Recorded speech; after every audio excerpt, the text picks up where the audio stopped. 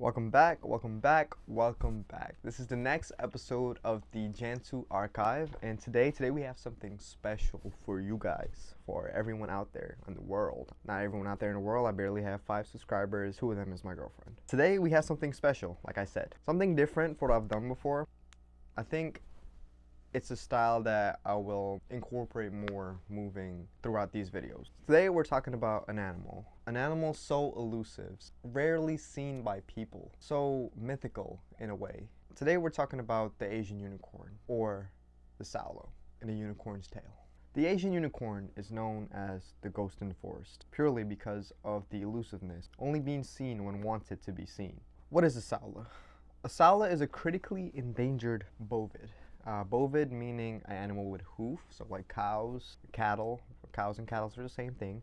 Buffalo, and just anything with hoofs basically. They're located at the Laos and Vietnam border in the Annamite Mountains. The Saola can grow around 5 feet tall from bottom of the hoof to tip of the shoulder, and it has 15 to 18-inch long horns, and when looked at from a side profile, it resembles a unicorn, hence the name, the Asian unicorn. They are semi-aquatic also, usually being found around rivers and streams, depending on the water for their needs, similar to like water buffaloes in Asia.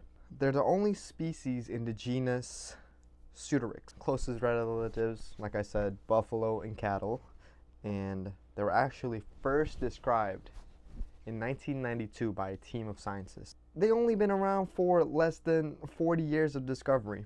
Well, I can't do math, but around 40 years of discovery. They were also the last big animal to be discovered since the Kukri, another massive forest ox that is speculated to also be extinct, unfortunately. It's crazy to think that an animal like that can go unseen by people for so long. Like, that's a huge animal. Like, we think we know everything, but we don't. We really don't. That animal has been around since God knows how long, just because it's rarely studied, and we only discovered it 40 years ago. And there's only been like a handful of sightings, which is crazy. There's also been captive Saola records throughout the years also. Within 10 to 20 in captivity, most of them dying within a few days or a few weeks. One specifically that stands out the most is Martha. She's the most famous and has the most data recorded from her. First and foremost, she was captured by a group of villagers in 1996, so 4 years after the animal was discovered, which is crazy. And she resided in a private zoo in Laos. Her caretaker and main person that studied her, William Robichand, Bill, I don't know, I watched the interview with Forrest Galante and him, and that was pretty cool. I have some of that in here. Unfortunately, she did die 18 days after she was captured. Bill describes that it was a cold winter morning, and then he watched her breathe her last few breaths, and then she passed away peacefully. There's speculation that she was thought to be pregnant at the time of death, but it's not really confirmed. There's a lot of different stories about her, to be honest, and I try to go from the direct source, which is Robichand, of course, and the only interview that I could really find was the one with Forrest Galante, like I said. And this wasn't in the interview, but this is around the internet, so I don't know how accurate it is. Also, there was no scientific evidence because according to Bill, she was thought to be eaten by her captors. One thing that he did find out, though, was that she was scared of dogs, his dog. I don't know his dog's name, but his dog.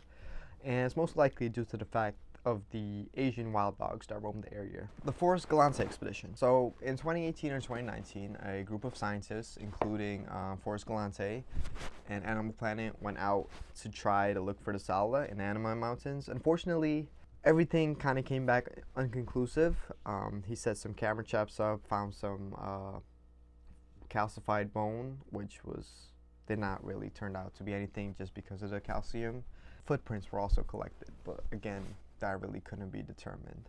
On the camera trap, actually, there was a video, but it was also determined to be most likely a Sero, another bovid that lived in the area.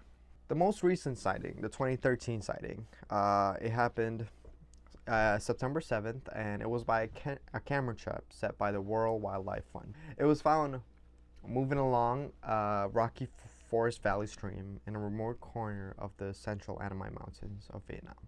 Now we're going to talk about the issues of why population is decreasing with the Saola. First and foremost, snare traps. According to the World Wildlife Fund, about 12 million snare traps are set in Laos and Vietnam at every given time in the Annamai Mountains. 12 million. So you can go to the mountains and find 12 million traps, pick up 12 million traps at any given time. Saola is actually not the main target with these snare traps.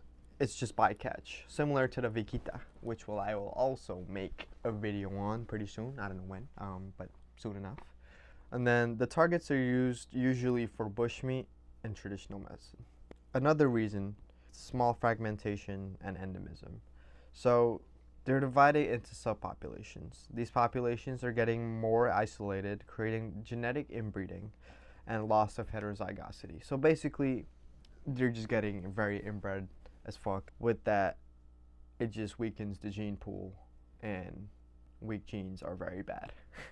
There's also extreme risk of genetic drift. More specifically, bottlenecking, which is population collapse. Like, let's say a storm happens and wipes out like 10 of them. That could be 75% of the population, but we don't know that just because we don't have a specific count or anything on that of that nature on them. There's also very little progress in breeding efforts.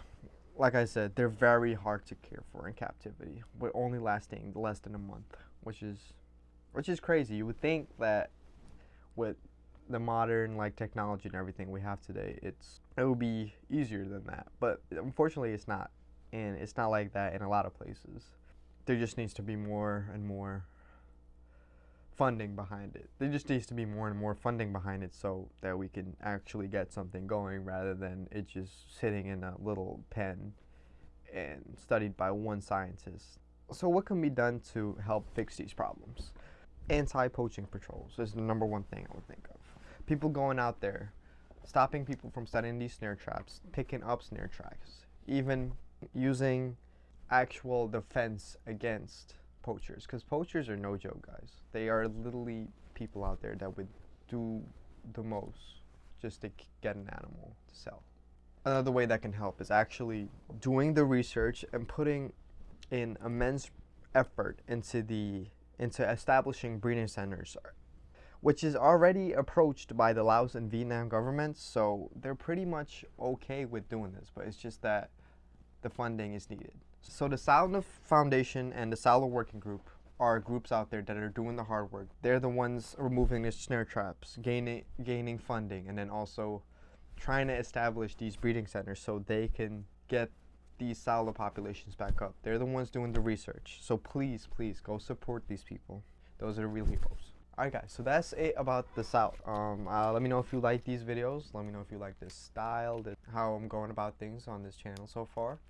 And yeah, this was fun to do. This was fun to research. Please go support the Saola Working Group and the Saola Foundation. Please, I'll put links down in the description so you can go check out what they're doing, go donate, and do all that.